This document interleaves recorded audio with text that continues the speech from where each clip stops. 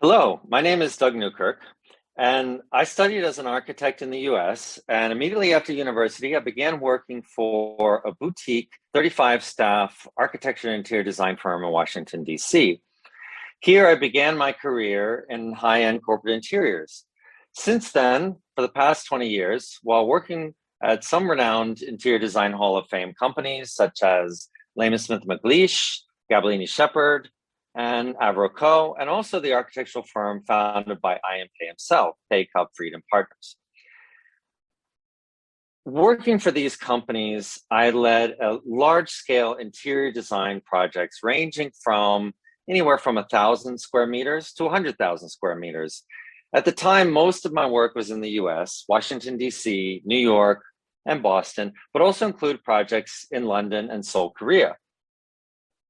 Now, I'm currently based in Shanghai, China, where I've been living and working for the past 12 years. I've continued to primarily design commercial interiors, but also include showrooms, innovation centers, and some hospitality work. At this point, I've accumulated over, I would say, roughly 1.5 million square meters of work that I've designed of interior spaces over 50 projects in about 15 different cities around the world. So last year, I founded my design firm, Newkirk Studio, here in Shanghai. Much of the work I do, along with my team, is to create well-crafted, meaningful architecture interior spaces. Often this means we begin with an in-depth understanding with the challenges we need to solve. What this means is that we use a concept-driven approach to define the experiences that we want people to have in a given space. So every space tells a story, and every concept is the core of that story. This is critical to the overall experience. We build both the experience story plus the functional elements together in unity to determine the form and expression of our designs. Essentially, we will know if we are successful when the project is completed and the people that use the space can also feel the concept to be part of that story. And if they themselves tell the story and the concept of the space they're in as part of their experience, then we know we've done our job properly. So that's a bit of background of what I do. But today I'd like to share with you some design trends and what we're seeing emerge recently. 7 trends to be exact in commercial interior design. So let's get right to it. These design trends have become a response to our technology, our social media, our cultural trends, and they're becoming global. So they represent a paradigm of how we see our future, what is considered progressive and new, and also new ideas of branding spaces or even transforming traditional design elements into inspiring and new ways. We are seeing these trends across China, where I am, but also across many parts of Asia and globally. That includes the US, Europe, Africa, South America, for example. So I want to talk about how these trends are informing how we design, informing how we experience spaces, and informing kind of the general kind of progression of where design is going. So the first trend is about leaning more into natural materials in design. Paper beats scissors is a playful reference to rock, paper, scissors, in case that wasn't obvious. But now it's natural elements like wood and paper that are more desirable than metal as a future forward design model. The concept of the all white metal space that used to signify the future is no longer a trend.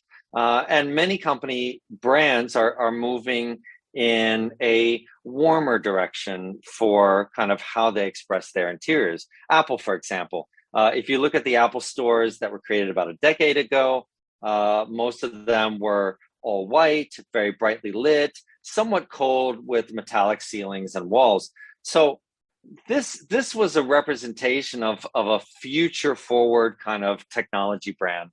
But if you look at Apple stores now and recently over the past couple of years, they've actually quite dramatically changed their interior design model, where they're moving towards warmer tones, the use of wood, live trees, and live plants, but juxtaposed with the technology of their products themselves. So this is happening across many industries. With less industrial and cold feeling and of futuristic design, this current movement is a link to wellness and our organic environment. A few projects we recently conceptualized is an organic looking headquarters in Fuzhou, China, for a gaming company, a workplace and furniture showroom in Shanghai, and a new concept for an international airport terminal in China. So here for the airport terminal, we proposed a more organic material direction with wood and plants, which is a departure from most modern airports in China, which are typically more white, gray, metal. And this is really kind of the paradigm or model that's been used in design for airports over the past several years. Surprisingly, our concept was received with praise and delight as a step towards a new direction of design. So we're seeing people responding favorably to warmer, calmer, more natural spaces that offer relief from a fast-moving, technology-driven world. Trend number 2 is about backdrops and feature walls. So now more than ever, we are using spaces for video calls, virtual presentations, live broadcasting, and we're becoming more aware of the environment that's behind us as an opportunity to be playful, more corporate, intellectual, or even just dynamically a branded statement of who we are or the company that we work at. So here's a furniture showroom for Steelcase in Shanghai, and I created this wall to serve as not only a logo placement, but also incorporates a branded element for the company. So it's wood slatted, kind of articulated wall, natural small plants, and a peek into the movement and activity of the workplace in the background. So all of this represents aspects of their company brand. This is becoming more popular as a consequence from the pandemic. Lots of Zoom calls where we become conscious of what is in our background when our cameras are turned on. So in lieu of digital backgrounds, which in some cases sometimes we use, which is what I'm using now, we are thinking about the physical spaces that we're in and using a design opportunity for the physical space, whether it's in our home office or workplace, to become a branded statement. So this background wall can be a unique texture, it could be a bookcase, it could be an interesting wallpaper, or even a collection of objects. So any of that can become just an interesting statement of who we are or our company as we're communicating more and more virtually. Trend number 3, designing Instagrammable spaces. So this is something that you're going to hear a lot of people talking about. Instagrammability, whether it's through graphic design, whether it's through retail. This term is becoming popular in various industries, whether it's a restaurant or hotel, public space, or even a corporate workspace. Businesses are looking for ways to leverage the free advertising that social media offers them, whether that's through their customers, their clients, or even their employees, if we're talking about a workplace. This has very obvious advantages for businesses, business promotion, but how this affects design is actually quite interesting. It's about designing for change and flexibility. So it's designing spaces for less permanence, or at least opportunities where there are spaces that are less permanent. This may be walls or just featured artwork that is meant to change over a brief period of time. So this leads to creating design opportunities that don't necessarily fit in the space, that stand out, that are weird, that are bold, creative, inspiring, fun, or potentially provide a bit of shock and awe for people to enjoy. So artwork, memorable quotes, playful use of lighting are all ways that this can be incorporated. And again, this is meant to be something that is temporarily there, and then it changes, and then people can see something new. Stylish arches. This is trend number 4. So an architectural feature that has been around for centuries, but is now coming back as a response to previous trends of modern design, which were often straight lines and sharp edges.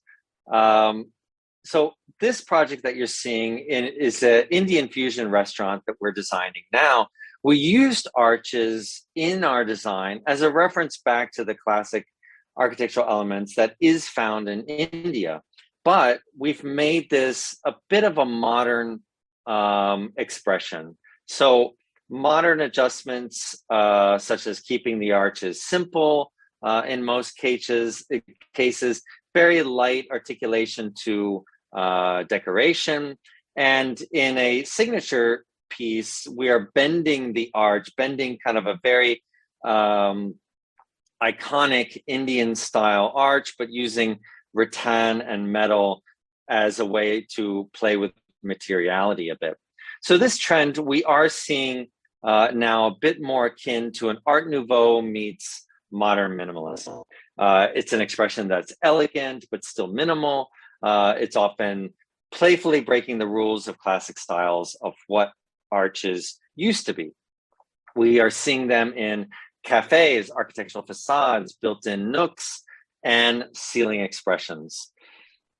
We're also seeing this trend in round shapes appear in soft decor found in homes, hotels, restaurants, or even corporate interiors, where light fixtures, furniture are all adopting a kind of a rounded softness of geometry. There's a Taoist theory of space that states that smooth geometry represents the organic and the key positive energy and balance. Number 5, modern monochrome.